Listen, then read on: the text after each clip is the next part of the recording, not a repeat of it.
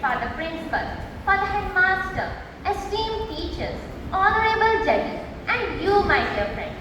My name is Garima Sulgakar from Standard 18, representing the Greenhouse. Today, I stand before you to speak on a subject that is both simple and complicated.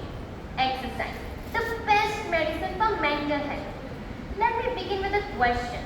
Have you ever noticed how some of our happiest childhood memories involve movement?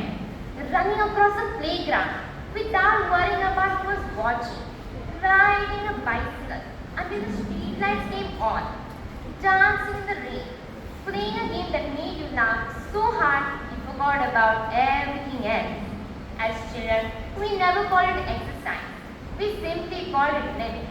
Yet, somewhere between growing up and growing busy, we stopped moving.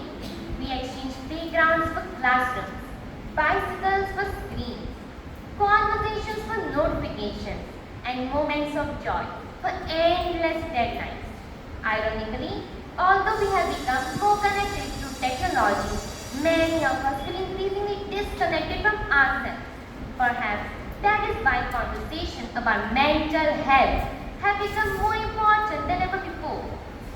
Mental health is not merely the absence of illness, it is the ability to think clearly, regulate our emotions, cope with challenges, build meaningful relationships, and continue moving forward even when life becomes difficult.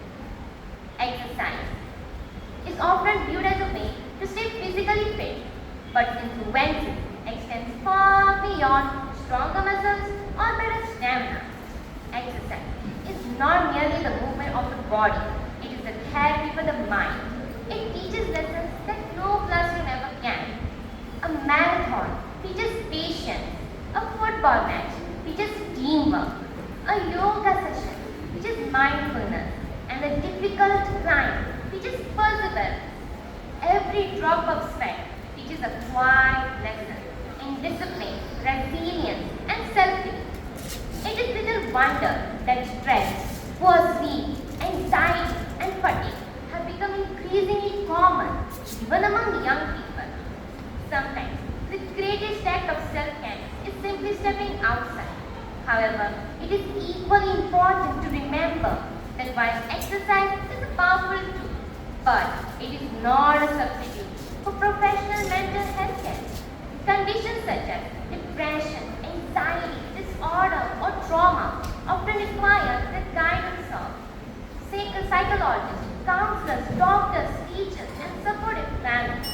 Seeking help is never a sign of weakness. It is an act of courage and self-respect. My dear friends, the Roman poet Venus once wrote, "A healthy mind in a healthy body." More than 2000 years later, those words remain just as relevant.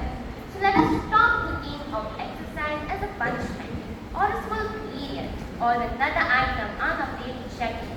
Let us see it for what it truly is, a celebration of life, a gift to our mind, and one of the simplest ways to care for ourselves.